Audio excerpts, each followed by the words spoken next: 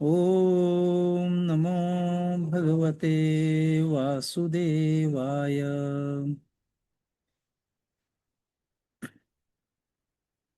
नारायणं नमस्कृत्य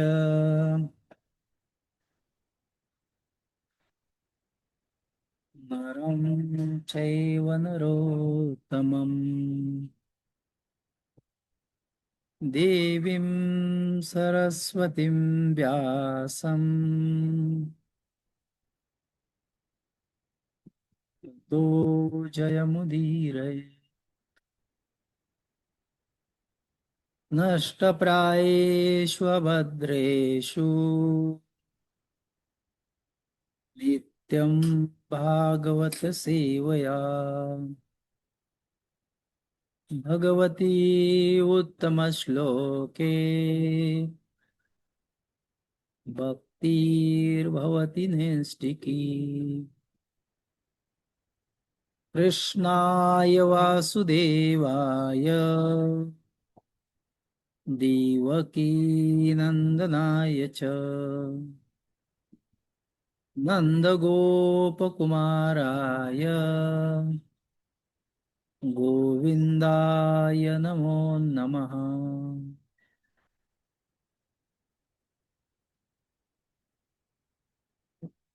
तर आज आपण तुका तुका म्हणे या शृंखलेमध्ये तुकाराम महाराजांचे जे अभंग आहेत, तर त्या अभंगावर जी आपली श्रृंखला चालू आहे, तर यामधला आजचा जो अभंग आहे, तर हा अभंग सर्व जसं सर्व शास्त्राचं सार भगवद्गीता आहे, सर्व उपनिषदांचं सार भगवद्गीता आहे, तसं नाम सारांचेही सार हा अभंग घेतलेला आहे. आणि या अभंग मी एकदा वाचन करतो आणि मग आपण त्याचं ओळीप्रमाणे बघू. नाम सारांचेही सार शरणागत यम किंकर. नाम सारांचेही सार शरणागत यम किंकर. उत्तमातम वाचे बोला पुरुषोत्तम. उत्तमातम वाचे बोला पुरुषोत्तम. नाम जपता चंद्रमौली नामे तरी लावाल्या कोली. नामे जपता चंद्रमौली नामे तरी लावाल्या कोली. तुका म्हणे वर्णुकाय तारक विठोबाचे पाय. तुका म्हणे वर्णुकाय तारक विठोबाचे पाय. या भागामध्ये तुकाराम महाराज आणि भगवंत जे आहेत त्यांचं नाव, आणि भगवंत कसे पुरुषोत्तम आहेत, उत्तमात उत्तम आहेत, आणि यामुळे वैष्णवांना यथाशंभू असणारे की जे नाम चंद्रमौली ज्यांना म्हटलेलं आहे शिवजींना, तर तेही एक भगवान शिव ही नाम कसं जप करतात, आणि अधम असलेला जो रत्नाकर आहे वाल्याकोळी झाला, तर त्याचा उद्धार कसा झाला, या दोन प्रकारे इथे त्यांनी सांगितलेलं आहे. तुका म्हणे वर्णू काय तारक विठोबाचे पाय. आणि तुका म्हणाला की आता तुम्हाला याच्यापेक्षा काय सांगू, मी तुम्हाला याच्यापेक्षा मोठं काय सांगू, असं त्या भगवंताचे जे चरण आहेत ते तारण करणारे आहेत, असं त्यांनी सांगितलेलं आहे. तर मग असं का म्हणाले ते, तर हे सूत्ररूपानं त्यांनी थोडक्यात सांगितलेलं आहे. जसं की नाम जपता चंद्रमौली, ज्याला शिवजीची कथा माहीत नाहीये, भागवत माहीत नाहीये, किंवा इतर पुराणात त्यांनी कधी ऐकलं नाही, त्याला याचा अर्थ लागणार नाही किंवा कळणार नाही काय म्हणायचंय. आणि वाल्याकुळ्यांचं नाव भले काही लोकांना ऐकलं तर नामे तरीला, नावानं कसं त्यांचा उद्धार झाला हे जरी बहुतांश लोकांना माहीत असलं तरी हे थोडक्यात सूत्ररूपान दिलेलं आहे. आणि तर आपण याला बघू की काय आहे. तर पहिली जी ओळ आहे या अभंगाची, तर पहिल्या कडव्यामध्ये काय सांगितलंय, नाम सारांचेही सार शरणागत यमकिंकर. तर यमराज आहेत, तर ते महाजन आहेत. मग हे यमराज आहेत त्यांचा किंकर. किंकर म्हणजे काय? सेवक किंवा दूत.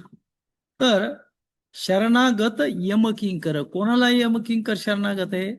नाम सारांचेही सार, जे नाम आहे किंवा जो नामधारक आहे त्याच्यासाठी, नाम ज्यांनी धारण केलेलं आहे किंवा जो नावाचा आश्रय ज्यांनी केलेला आहे त्यांच्यासाठी हे जे यमाचे दूत आहेत ते शरणागत आहेत. ते नामधारकांना शरण जातात यमदूत. कारण की याच्या अगोदरचा एक अभंग तुम्हाला आठवतंय नाही आठवते मला माहित नाही, परंतु आपण एका अभंगावर अशी चर्चा केली होती. जो अभंग होता कोणता? नामधारकाच्या शिवा नका जाऊ तया गावा नामधारकाच्या शिवा. तर यम सांगे दूता म्हणजे त्यांच्या यम सांगे दूता ना नका जाऊ त्यांच्या गावा नामधारकाच्या शिवा. हा जो अभंग आपण घेतला होता, यमराज सांगतायत आपल्या दूतांना कुठे जाऊ नका तुम्ही, त्यांच्या गावाला जाऊ नका. त्यांच्या गावा म्हणजे त्यांचं गाव तर दूरच राहिलं, पण त्या गावाच्या शिवेला पण जाऊ नका. शिव ही कन्सेप्ट तुम्हाला माहित असेल. शिव म्हणजे शिवजी नाही किंवा शिव म्हणजे पवित्र नाही. तर महाराष्ट्रामध्ये ग्रामीण भाषेमध्ये शिव ही संकल्पना आहे. त्या गावची जी बॉर्डर आहे, सीमा आहे, तर त्या सीमेला शिव असं म्हणतात. कारण दोन गावं असतात, त्या दोन गावाच्या मध्ये त्या गावाच्या तिकडे आणि या गावाची इकडे शेती असते, तर मग त्याला शिव म्हणतात. तर त्या तिथपर्यंत त्या गावाच्या बॉर्डरपर्यंत तुम्ही जाऊ नका असं यमराज त्यांच्या दूतांना सांगतात त्या अभंगामध्ये. त्याच्यावर आपण चर्चा केली होती.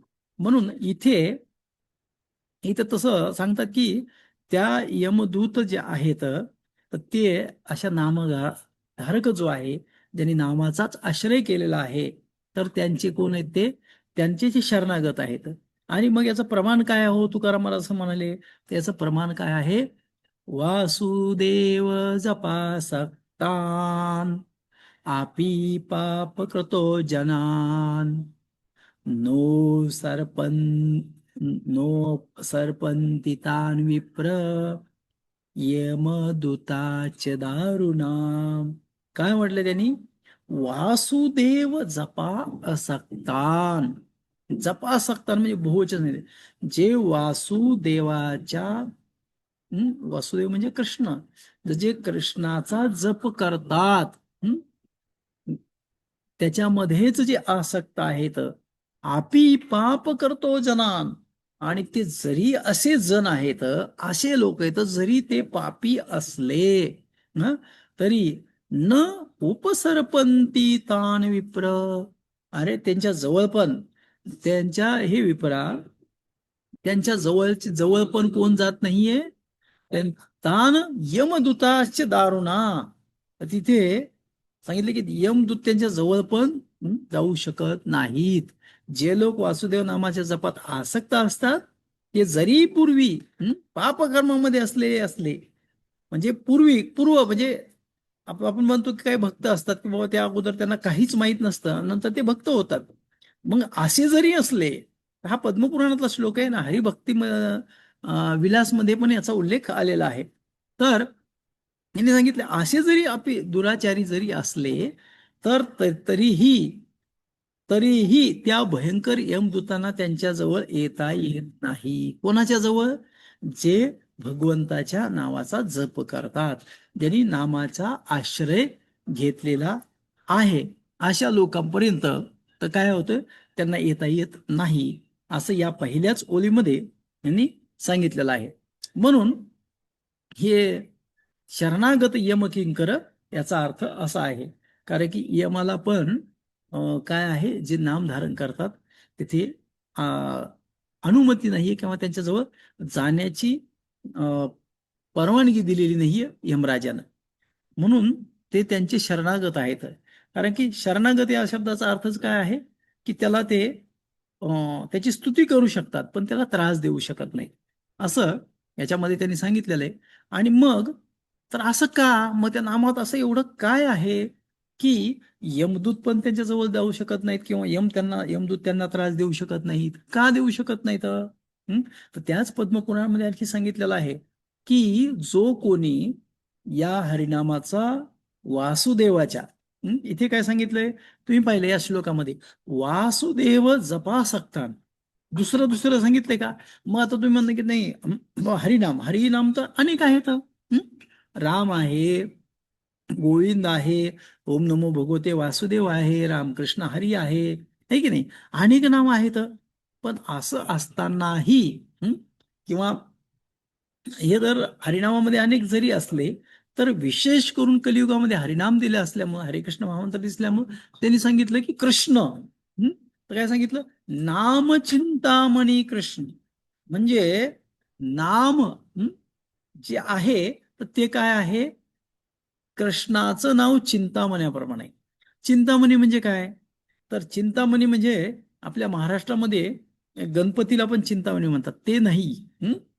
तर चिंतामणी म्हणजे जे चिंतन करू, आपल्या चित्तामध्ये जे येईल ते देणारा जो मणी आहे त्याला चिंतामणी म्हटलंय. तसेच भगवंत जे आहेत, कृष्ण आहे, कृष्णाचं नाव आहे, तर हे कसं आहे? आपला चिंतामणी आहे. नाम चिंतामणी कृष्ण, कृष्णाचं नाव चिंतामणी आहे. काय?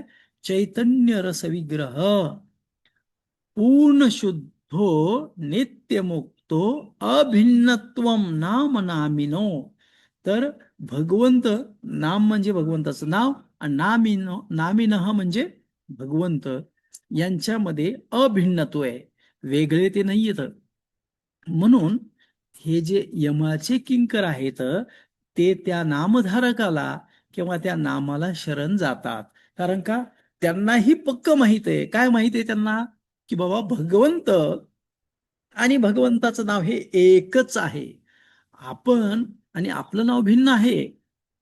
साखर आणि साखरेचं नाव भिन्न आहे. कारण का?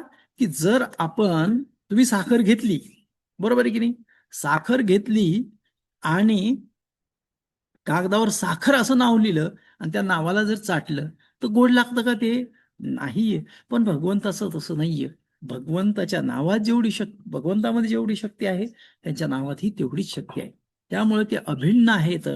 भगवंताचं नाम आणि भगवंत हे सारखंच कार्य करतात. म्हणून कलिकाले नामरूपे कृष्ण अवतार. तर कलियुगामध्ये कृष्ण त्यांच्या नामामध्येच अवतार घेणार आहेत. म्हणून हा जो श्लोक आहे, नाम चिंतामणी कृष्ण चैतन्य रस विग्रह पूर्ण शुद्धो नित्यमुक्तो अभिन्नत्वम नाम नामिनः. तर यामध्ये सांगितलं की नाम नामी. आणि हे कसे येतं? भगवंत नुसते असं नाही की जैसं भगवंत हे चैतन्यमय आहेत, आनंदमय आहेत, आणि आनंदाचे ते विग्रह आहेत, रसमय आहेत, नित्यमुक्त आहेत, तसंच नामही पूर्ण शुद्ध आहे. नामामध्ये काही भेसळ करता येत नाही, ते पूर्ण आहे. म्हणून अभिन्नत्वम नाम नामिन असं इथे सांगितलेलं आहे. म्हणून ते यमाचे जे दूत आहेत ते यमाचे दूत त्यांना शरण येतात. म्हणून आपण या नामाचा काय केलं पाहिजे? आश्रय घेतला पाहिजे, असं तुकाराम महाराजांना म्हणायचंय. आणि मग त्यांनी पुढच्या ओळीमध्ये काय सांगितलंय बरं? पुढच्या ओळीमध्ये सांगितलंय, उत्तमातम वाचे बोला पुरुषोत्तम. तर उत्तम, उत्तम, तर आपल्याकडे उत्तम हे व्यक्तीचं नाव पण असू शकतं, आणि उत्तम हे काय आहे? हे विशेषण पण आहे. विशेषण म्हणजे काय? तर विशेषण, विशेषण कशाला असतं? तर व्यक्तीला असू शकतं, वस्तूला असू शकतं. जी चांगल्यात चांगली वस्तू आहे त्याला उत्तम आपण असं म्हणतो. मग उत्तमामध्ये तम, तरतम, आपल्याकडं मराठीमध्ये तरतम भाव आहेत, नाही की नाही? व्याकरणामध्ये आपण सांगतो की आपल्याला तरतम भाव, इंग्लिशमध्ये त्याला डिग्री म्हणतात. तर परंतु मराठीमध्ये त्याला भाव म्हणतात. तर जसा उत्तमातम वाचे बोला पुरुषोत्तम, उत्तमामध्ये उत्तम असणारे जे भगवंत आहेत, तर वाचेनं म्हणजे मुखानं काय बोला तुम्ही त्यांचंच नाव घ्या, पुरुषोत्तम. उत्तमातम वाचे बोला पुरुषोत्तम. आणि मग हे पुरुषोत्तम कोण आहेत? तर पुरुषोत्तम म्हणजे काय? तर आपण आताच नुकतंच या पुरुषोत्तम महिना झाला नाही की नाही, आणि त्या पुरुषोत्तम महिन्यामध्ये आपण त्या पुरुषोत्तमाची फार आराधना केली वेगवेगळ्या पद्धतीने. तर याच्यामध्ये यस्मात् अक्षरमतीतोऽहम् अक्षरादपि चोत्तम अतोऽस्मि लोके वेदे च प्रथितः पुरुषोत्तम. तर कोण पुरुषोत्तम आहेत ते? यस्मात म्हणजे हे सर्व जे आहेत संस्कृत आहे, या सर्वामध्ये जे उत्तम असणारे, कोणत्या सर्वामध्ये? क्षर, क्षर आणि अक्षर. क्षर कोणला म्हटलेलं आहे? विनाश पावणारे या भूतलावरती जीव. अक्षर कोण येतं? तर देवी देवता आहेत. ते पण अक्षरच आहेत एका, पण याच्यामध्ये जे उत्तम आहेत, तर या अतोस्मी लोके, या लोकामध्येही तर वेदामध्ये पण सांगितले कोण उत्तम आहे? पुरुषोत्तम. आणि कसं आहे? तर मग महाभारतामध्ये शांती पर्वामध्ये एक श्लोक येतो, ते 43व्या अध्याय ते 5वा श्लोक आहे हा. तर त्यामध्ये काय सांगितलंय? ईश्वकर्मण नमस्तु नमस्तेस्तु ईश्वात्मं विश्वसंभव विष्णो जिष्णो हरे कृष्ण वैकुंठ पुरुषोत्तम. काय म्हणाले ते? ईश्व कर्मन, जे की ईश्वाचे काय आहेत? हे संपूर्ण जे हे संपूर्ण जे ईश्व आहे, तर भगवंताचीच लीलामय आहे हे ईश्व. हा, तर ईश्वाची ही भगवंताची लीला सृष्टी जी भगवंताची आहे, आणि आपणच या ईश्वाचे काय आहेत? आत्मा आहेत. नमस्तुते ईश्वा आत्मन, म्हणजे हे जे ईश्वर धारण केलेलं आहे, धारयाम्य अहम जसा जे म्हटलंय, तर भगवंत या ईश्वाचे प्रत्येक जीवाच्या, आपण ज्याला मराठीमध्ये म्हणतो जळी स्थळी पाशानी काष्टी उरून भरून जो उरलेला आहे तो ईश्वर, तो ईश्वात्मा, तो भगवंत. आणि मग असे जे ईश्वत्म भगवंत आहेत, ईश्वसंभव, आणि या ईश्वाची उत्पत्ती, जगाची उत्पत्ती त्यांच्यापासून झालेली आहे. संभव आम्ही युगे युगे हा शब्द तुम्हाला माहिती आहे की नाही? तर योगायुगामध्ये मी अवतरित होतो, किंवा या संभव म्हणजे दोन अर्थ आहेत त्याचे, संस्कृतमध्ये आणि मराठीमध्ये पण समान. काय? उत्पत्ती पण आहे, अवतरित होणे पण आहे. आणि मग या जगाची उत्पत्ती आपल्यापासूनच झालेली आहे. आणि एवढंच नाही, तर विष्णू, विशंती ती विष्णू प्रवेश जे करतात, ठीक नाही? प्रवेश हा शब्द आपल्याला माहिती आहे. विशंती ते प्रवेश करतात कशामध्ये? सर्व जीवात्म्यामध्ये. आणि तेच आपण व्यापक असल्यामुळे विष्णू, म्हणून आपणच या जगाचे व्यापक असल्यामुळे आपण कोण आहेत? आपल्याला विष्णू म्हणून ओळखलं जातं. आणि आपण नेहमी विजयी असल्यामुळे आपल्याला जिष्णू म्हणून ओळखलं जातं. आपण जिष्णू आहेत. आणि आपण काय करता? दुःख आणि पापाचं हरण करणारे म्हणून हरे आहेत तुम्ही. आणि सर्वांचे आकर्षक असल्यामुळे आपल्याला कृष्ण या नावाने ओळखलं जातं. आणि या वैकुंठाचे अधिपती, वैकुंठाचे पती असल्यामुळे तुम्हाला वैकुंठही असं म्हटलं जातं. आणि क्षर आणि अक्षर पुरुषामध्ये तुम्ही उत्तम असल्यामुळे तुम्हाला पुरुषोत्तम म्हटलं जातं. अशा पुरुषोत्तमाला मी नमस्कार करतो, असं इथे सांगितलेलं आहे. म्हणून ईश्वकर्मन् नमस्तुस्ते विश्वात्मं विश्वसंभव विष्णो जिष्णो हरे कृष्ण वैकुंठ पुरुषोत्तम. म्हणून हे जे पुरुषोत्तम बोला असं म्हटलंय, उत्तम म्हणजे उत्तम वाचे बोला पुरुषोत्तम. म्हणून त्यांनी सांगितलं की या पुरुष, तुमच्याला जर काही वाचन बोलायचं असेल तर काय बोला? पुरुषोत्तम बोला. या पुरुषोत्तमाचंच नाव घ्या, कारण का? हे सारांचेही सार आहे, असं या दुसऱ्या ओळीमध्ये त्यांना सांगायचं आहे. म्हणून तुम्हाला पुरुषोत्तम म्हणजे काय समजलं असेलच. त्याच्यानंतर पुढे जे आहे, तर पुढची ओळ जी आहे, तर याच्यामध्ये काय सांगितलेलं आहे? नाम जपता चंद्रमौली नामे तरी लावाल्या कुली. आता शिवजीला काही, शिवजी भगवान आहेत, बरोबर आहे. आपण ब्रह्मसंहितेमध्ये पण पाहिलेलं आहे. आणि भागवतामध्ये पण काय म्हणतो आपण?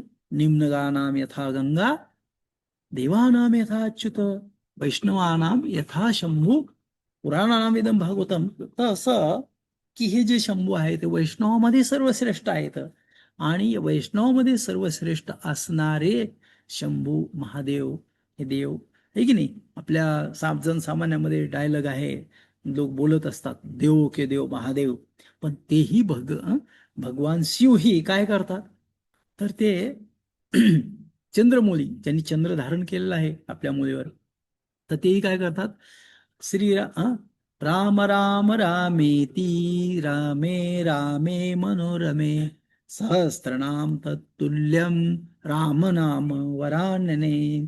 तर ते पार्वतीला म्हणतात की हो, तिने तेव्हा प्रश्न विचारला की तुम्ही काय करता, तुम्ही कोणाच्या नावाचा जप करता, तर त्यांनी सांगितलं की आम्ही कशाचा जप करतो, तर हे वरानने मी राम नामाचा जप करतो, म्हणजे भगवंताच्या नावाचा मी धारण केलेला आहे.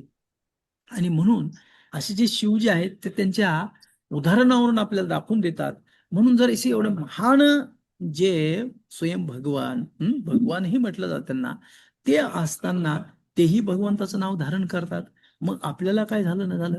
आणि पतितात पतित कोण आहे, हा रत्नाकर नावाचा डाकू, हे की नाही. रत्नाकर पण त्याचं नाव आहे.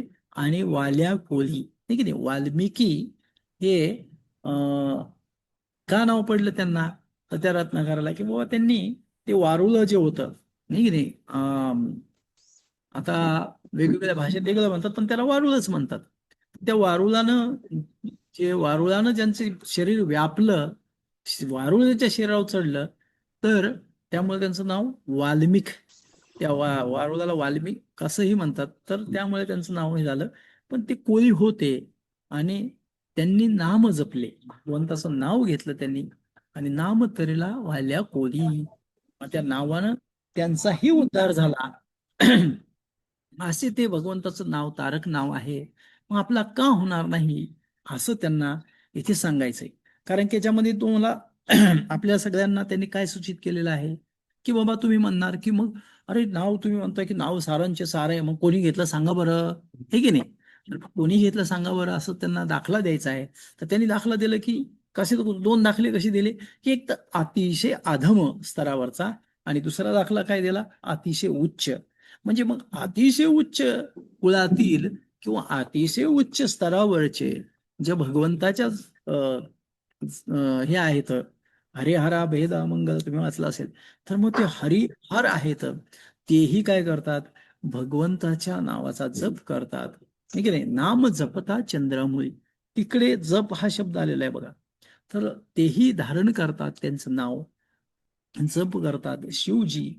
आणि दुसरं कोण आहे, की जो तुच्छ आहे, तो जंगलात राहतो, तो शिकलेला नाहीये, काहीच त्याला माहित नाहीये, सारासार माहित नाहीये, तोही काय करतोय, तोही नामग्रहण करतोय. मग आपण कुठे आहेत याचा विचार आपल्याला करायला होणारी ही ओळ आहे. मग आपण बाबा की अतिशय तसं आदिवासी किंवा जंगलात राहणारे आहेत का, किंवा आपण सुशिक्षित आहेत का, किंवा आपण फार मोठ्या स्तरावर आहेत का, की आपल्याला कशाचीच गरज नाही.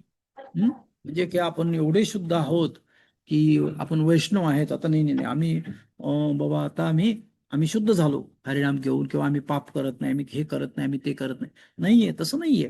तर या समाजामध्ये जे जे काही आपण करतो, जरी आता बरेच लोक असतात की काय म्हणतात, नाही चांगले कर्म केले की सगळं होतं, नाही होत.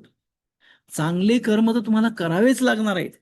आणि चांगले कर्म जर आपण केले, तरीही आपण जर नामधारण नाही केलं, तरी त्या आपल्याला आपण शून्य आहोत. आणि नाम जरी घेतलं आपण, आणि जर आपण पापकर्मामध्ये रत असलो, जर आपण अधर्मामध्ये रत असलो, आणि आपल्याला कोणी शिकवलं की जे मॉरॅलिटी असते, नैतिकता असते, ते एक दिव्य मॉरॅलिटी शिकवली, म्हणजे दिव्य नैतिकता शिकवली, आणि दिव्य नैतिकतामध्ये काहीच नसतं, म्हणजे नाव घेतलं की सगळं होतं, नाहीये, असं काहीही नाहीये. तर काय केलं पाहिजे, धर्म, धर्म जो आहे आपल्याला, तर हा धर्मानच जो जातो, कारण की युधिष्ठिराचं एक नाव धर्मराज आहे, तर युधिष्ठिराने धर्म कधी सोडला नाही. तसं आपण धर्म नाही सोडला आणि नामाचा आश्रय केला, तर काय होईल आपलं, हं? काय होईल आपलं, जर नामाचा आश्रय केला आणि नाम धारण केलं, तर धर्माचं पालन केलं, तर आपल्याकडे कोण येणार नाही? यमाचे दूत येणार नाहीत. म्हणून असे दोन दृष्टांत आपल्याला या तुकाराम महाराजांनी इथे दिलेले आहेत. एक सांगितला नाम जपता चंद्रामोळी, हा एक, आणि दुसरा एक खालच्या. म्हणजे दोन्ही टोकाचे उदाहरण आपल्याला त्यांना देऊन हे सिद्ध केलं की बाबा तुम्ही म्हणणार तर मग तुम्हाला या दोन्हीपैकी तुम्ही आहेत, म्हणून तुम्ही आता तुम्ही निर्णय घ्या की तुम्हाला काय करायचंय. मी तर तुम्हाला सांगितलेलं आहे. पुन्हा नामे तरी लाव आल्या कोळी, आहे की नाही? तर ते आपण पाहिलंच की हा वाल्या कोळी आहे. तर ज्या वेळेस त्याला विचारलं गेलं, ही कथा तर तुम्हाला माहिती आहे, सांगायची गरज नाही, की काय विचारलं की बाबा रे, हे जे तू पापकर्म करतोयस की त्याचं कोणाला भोगावं लागणार आहे. म्हणून कधी कधी आपल्याला असं वाटत असेल, कधी कधी आपल्याला तत्वज्ञान सांगणारे हरे कृष्णामध्ये पण भेटतात आणि म्हणतात एखाद्याच्या कुळात एक जरी भक्त झाला तर त्यांच्या 21 पिढ्यांचा उद्धार होतो. पण तो खरा भक्त आहे का? या कलियुगात खरं भक्त होणं किती कठीण आहे, नाही की नाही? समजा माझ्यासारखं टक्कल केलं, भगवे कपडे घातले म्हणून भक्त झाला का? तो नाही झाला. हा, कारण की हा चेतनेचा भाग आहे. चेतना, तो स्त्री असू द्या, पुरुष असू द्या, वृद्ध असू द्या, गरीब असू द्या, श्रीमंत असू द्या, त्याची चेतना, त्याची भावना, हं, त्याचं चित्त भगवंताच्या ठिकाणी किती लागलेलं आहे आणि तो धर्मनीतीने किती चालणार आहे, यावरूनच त्याची भक्ती ठरली जाते किंवा तो भक्त आहे की नाही हे ठरवलं जातं. म्हणून या चित्तामधून असा जो भक्त असेल पराकोटीचा, की ज्याला भगवंताशिवाय दुसरं नातं नाही किंवा भगवंत, मग त्याच्या 21 पिढ्याचा उद्धार होणारच का? हो, का नाही होणार? कारण की त्यांनी पूर्णपणे तो भगवंताला शरणागत आहे. पण आपली शरणागती तेवढी आहे का? आहे की नाही? मग माझी शरणागती तेवढी आहे का? नाहीये. तर मला आता सांगितलं कोणी की बाबा तुम्हाला आता संध्याकाळचा प्रसाद दिला जाणार नाही, तर म्हणणार हा ठीक आहे ठीक आहे, मला संध्याकाळचा प्रसाद नाही, मी प्रवचन पण देणार नाही. आहे की नाही? की तेवढी शरणागती आहे का माझी? नाहीये. तर म्हणून शरणागत भगवंताला जेवढे जो तो आहे तर त्यांच्या 21 पिढ्यांचा उद्धार तो होणारच आहे. परंतु आपण जरी त्या लेवल पर्यंत स्तरापर्यंत जाऊ शकत नसलो तर प्रयत्न हा केला पाहिजे. आणि म्हणून इथे या रे सान थोर, तर हे सर्व इथे सर्वांचा अधिकार, इथे सर्वांना अधिकार आहे. म्हणून या ओळीमध्ये जे आपल्याला सांगितलेलं आहे, तर काय सांगितलेलं आहे? दोन्हीला अधिकार आहे. एकदम थोर आहेत ते शिवजी, आणि सान म्हणजे लहान असणारे हे वाल्मिकी ऋषी, वाल्याकुळी, या दोघांचा अधिकार आहे. तसा आपल्याला अधिकार आहे हरिनाम घेण्याचा, आणि भगवंताला समान अधिकार तिथे दिलेला आहे, असं यामध्ये सांगितलंय. आणि पुढचा मग म्हटले की बा ठीक आहे, तुम्ही म्हणणार की मग हा जो हे आहे हरिनाम, मग हरिनाम कसं घेतलं पाहिजे? तर त्याला काय बंधन आहे का? कारण की वाल्याकुळ्यानं हरिनाम कसं घेतलं? कारण की त्यांनी इतके पाप केले होते, तर त्याला काय करता येत नव्हतं, त्याला राम असं म्हणता येत नव्हतं. मग त्यांनी काय म्हटलं? मरा म्हटलं. मरा म्हणजे काय? तर कन्नडमधले लोक सांगतात की कन्नडमध्ये मरा म्हणजे वृक्ष, आणि मराठीमध्ये आपल्या इकडं कथा सांगताना सांगतात की त्याला मारा माराच माहित होतं. कारण त्यांनी मारलं होतं लोकांना, तर त्यांनी त्यामुळे मारा, कोणी दिसलं की मारा म्हणायचा, म्हणून ते म्हणले ठीक आहे तू मारा तरी म्हण. आणि मग मग ते मरा मरा मरा, लोक, तर मरा मरा मरा, आणि मरा म्हणजे वृक्ष. तो वृक्षामध्ये राहायचा, सगळीकडे त्याला वृक्ष दिसत होते, म्हणून तो मरा मरा म्हटला. तिकडे कन्नडमध्ये तशीच गोष्ट गोष्ट सांगतात. परंतु उद्देश एकच आहे की त्याला नाव घेता येत नव्हतं, तरी त्यांनी मरा मरा मरा मरा मरा मरा मरा मरा लगेच ते राम राम झालं. आणि उलटा नाम जपत भय वाल्मिकी ब्रह्म समाना, तर उलट नाव ज्याने जपलं तर तो वाल्मिकी ब्रह्मदेवा समान झाला. मग त्या नामाची काय गती आहे? म्हणून सांगितलं की तुम्ही कसं करा, अज्ञानात अथवा ज्ञानात उत्तम श्लोक नाम यत. कसं म्हणलं? अज्ञानात अथवा ज्ञानात, तुम्ही अज्ञानपणे नाव घ्या भगवंताचं, किंवा ज्ञानी असताना तुम्ही नाव घ्या भगवंताचं, काय होईल? उत्तम श्लोक नाम यत. उत्तम श्लोक, त्यांचं उत्तम श्लोक नाव आहे, त्या भगवंताचं नाव तुम्ही घेतलं. कसं घेतलं? अज्ञानात किंवा ज्ञानात घेतलं. संकीर्तितम अघ पुंसो दहे देथो यथा नल. कसं सांगितलं यांनी? जसं अग्नी इंधनात जाळतो, हे की नाही? एखादी आग पेटली, वनवा पेटला, आणि तिथे असणारे लाकडं असू द्या की पेट्रोल असू द्या, काही टाका तुम्ही, जळून खाक होतं. तसंच त्या काय तर ते त्या ज्यावेळेस आग लागते, त्यावेळेस ती आग लागले ते जळणार जे आहे ते अजंतेपणे पडू दे की जाणून बुजून टाकू दे, ते जळणारच आहे. तसंच अज्ञानात असू दे किंवा ज्ञानात असू दे, की घेतलेलं भगवंताचं नामाचं कीर्तन आहे, केलेलं भगवंताच्या नावाचं कीर्तन आहे, ते काय करतं, तर ते सर्व पापास काय करतो, जाळून भस्म करतं. तर अशा प्रकारे हे हरिनाम आहे. म्हणून असं काही नाही की बाबा मग मला ते नामाचं हे आहे, तर या नामामध्ये या शक्ती अशा प्रकारची आहे, ते कसंही तुम्ही घेतलं तर. म्हणून जर तुम्हाला पुन्हा मग सांगितलं की हे नाम घेतल्यानं आणखी काय होईल, तर जर हे नाव आपण घेतलं तर मग या नावामध्ये काय अशी शक्ती आहे, तर या नावामध्ये काय सांगितलं त्यांनी, की नाम जे आहे, तर याच्यामध्ये जी शक्ती आहे, तर या नावामध्ये दोघांचा उद्धार होणार आहे. दोघांचा उद्धार कसा होणार आहे, आपण नाव घेतलं तर दुसऱ्याचा उद्धार कसा होणार आहे, कारण की तुम्ही जर आता हे आहेत म्हणजे मराठी लोक आहेत जे तुकाराम आणि ज्ञानेश्वर महाराज समोर त्यांचे आपले आता दिंडी पण निघणार आहे. आणि याच्यामध्ये काय आहे, तर याच्यामध्ये हरिपाठ म्हणणारे बरेच लोक असतील तुमच्यामध्ये, किंवा हरिपाठ ऐकणारे पण असतील. तर त्याच्यामध्ये काय सांगितलंय, काल वेळ नाम उच्चारिता नाही, दोन्ही पक्ष पाय उद्धारती.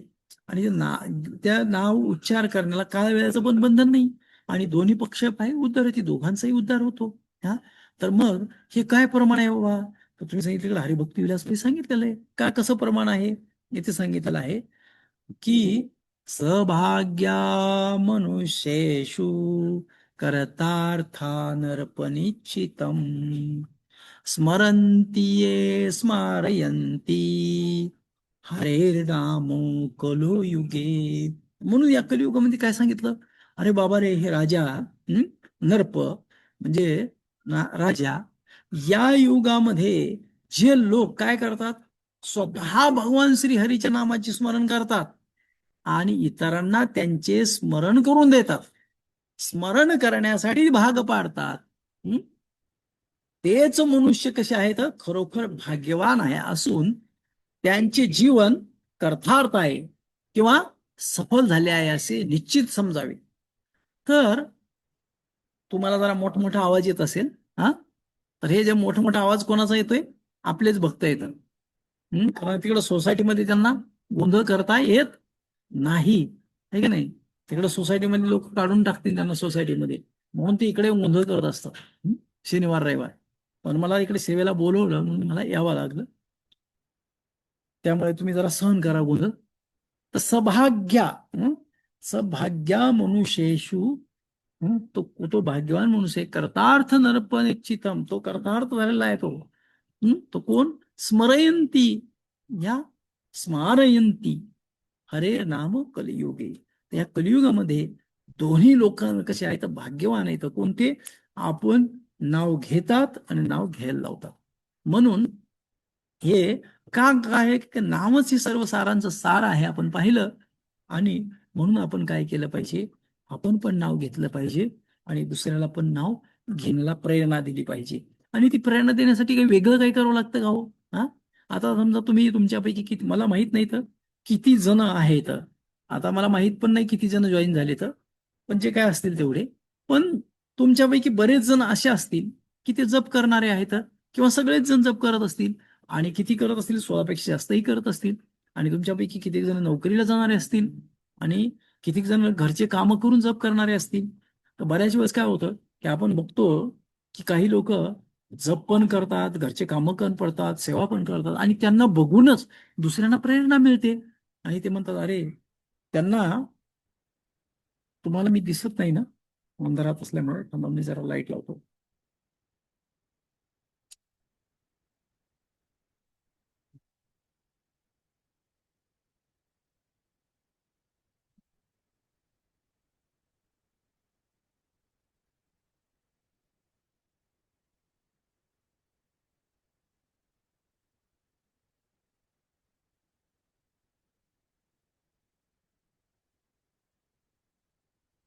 तर जे अं, भगवंताचं नाव घेतात आणि घेण्यास भाग पाडतात. तर जसं आहे की तुम्ही बघता का आपण एकदा आमचे एक भक्त आहेत आणि ते फार असे उत्साही असतात नेहमीच. तर ट्रेनमध्ये त्यांच्याकडे काही प्रसाद असला किंवा बुक वितरण करत असतात ते जात असले इकडून तिकडून प्रवास. तर एकदा ते एका अं, आम्ही असं बसलो होतो ना, आमच्या शेजारी मुस्लिम लोक होते. तर यांनी म्हणले की हरे कृष्ण बोलो बोलो हरे कृष्ण. ते मध्ये ते बोलतच नव्हते, तरी बोलत नव्हते. मग त्याच्यातली एक महिला काय म्हणाली की हम मुस्लिम है, हरे कृष्णा नहीं बोल सकते. तर काय झालं, त्यांच्या मुखातून हरे कृष्णा गेलं. तर तसं अजाणतेपणे त्यांच्या मुखातून हरे कृष्णा गेलं. तर जे आपल्याला कोणी जर तुम्ही आता महिला असू द्या किंवा पुरुष असू द्या, स्त्री पुरुष कोणी असेल ज्याच्या कपाळाला तिलक आहे, हातात बीडबॅग आहे, गळ्यात कंठीमाळा आहे, तो रस्त्यानं चालला की लोक त्याला हरे कृष्ण म्हणतात.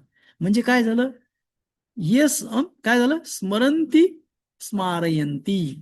जे स्मरण पण करतायत आणि दुसऱ्याला त्यांच्या मुखातून आपोआप घ्यायला लावतात. पण ते त्यांना ब- बळजबरीने घ्यायला लावतात का? नाही. तर ते प्रेमानच घेतात. म्हणून काय होतं, तर अशा नाव घेणारे जे लोक आहेत किंवा हे जे असे घ्यायला लावणारे लोक आहेत ते सगळे भाग्यवान आहेत, असं या श्लोकामध्ये सांगितलेलं आहे. म्हणून तुकाराम महाराजांना इथे काय म्हणायचंय, तर तुकाराम महाराज म्हणून म्हणतात, तुका म्हणे वर्णू काय तारक विठोबाचे पायी. तर म्हणून तुकाराम महाराज म्हणतात, आणखी तुम्हाला काय सांगावं बाबा याच्यापेक्षा महान असं. कारण की या जे विठोबाचे जे पाय आहेत, म्हणजे हे जे मी एवढं जे तुम्हाला सांगितलंय हा, याचं वर्णन मी तुम्हाला काय सांगू. तर असं इथे त्यांनी सांगितलेलं आहे तुकाराम महाराजांनी या अभंगामध्ये. तर एकदा हा जो अभंग आहे, तर या अभंगाच्या शेवटी आपण एकदा जाऊ. आणि काय झालं, स्क्रीन स्टॉप झाली का? हो तुम्हाला दिसतंय प्रभूजी. का? नाही. नाही ना? काय?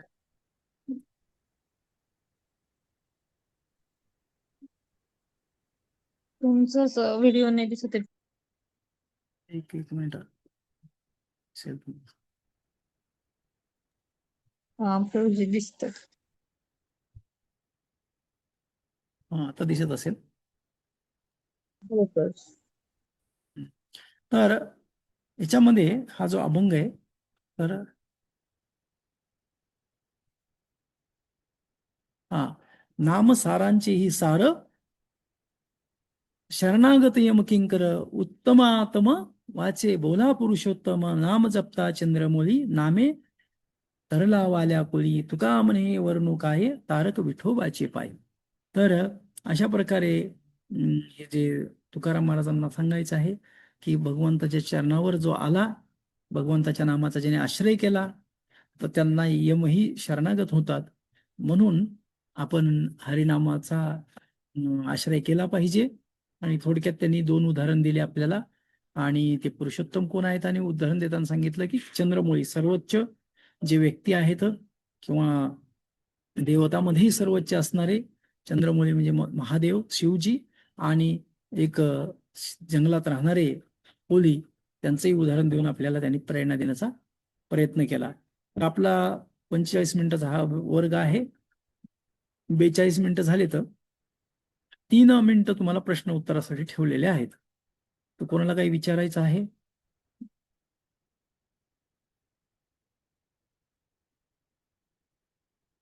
हरे कृष्णा. आवाज येतोय?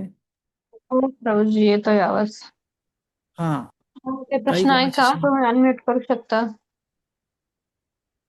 काही कोणाची शंका, समाधान, काही सजेशन, नाही काही प्रभूजी सूचना आहे का माझी, सजेशन. की नाही नाही पुढचा काही प्रभूजी, क्लास क्लास तर खूप असेल? छान होता. नाही, म्हणजे काय आहे की कधी कधी मग माझं उच्चार स्पष्ट नसतील किंवा काही समजत नसेल, भाषेचा काही समस्या असेल, तर तुम्ही सूचना देऊ शकता की पुढच्या वेळेस मी त्याच्यामध्ये सुधारणा करू शकतो. नाही नाही प्रभूजी, खूप छान अभंग आणि निरूपण पण खूप छान केलं तुम्ही. पुरुषोत्तम, विष्णू, जिष्णू आणि नाम महिमा खूप छान प्रभूजी वर्णन होतं. खूप खूप धन्यवाद प्रभूजी. कोणाचा प्रश्न नाहीये हा प्रभूजी, तर थांबवत आपण. ठीक आहे. आता पुढची एक सूचना आहे सर्वांसाठी, म्हणजे आपल्या सर्वांसाठी. आषाढी एकादशी जवळ येत आहे आणि म्हणजे सांगण्याचं म्हणजे असं मी तुम्हाला कराच म्हणत नाही. तर चातुर्मास सुरू होतो आषाढी एकादशीला. तर आषाढी एकादशीपासून कार्तिकी एकादशीपर्यंत 4 महिने भगवंत याच्यामध्ये असतात, निद्रावस्थेत असतात. आणि त्या काळामध्ये आपल्याला आपण अधिक भजन करण्याची संधी दिली असते. त्या काळात आपण भजन करू शकतो, पण कर्मकांड वगैरे सगळं थांबलेलं असतं. तर या चातुर्मासामध्ये चातुर्मासाचं पालन करताना आपल्याला आवडीचा एखादा पदार्थ असेल, त्याचं तुम्ही सोडून देऊ शकता आणि त्याचा उपवास करू शकता. एखादा पदार्थ तुम्हाला खूप आवडते, तर 4 महिने त्याचा उपवास करू शकता. आणि दुसरं आहे की जर काहीही जमत नसेल, तर या 4 महिन्यात माळा जप अधिक करू शकता.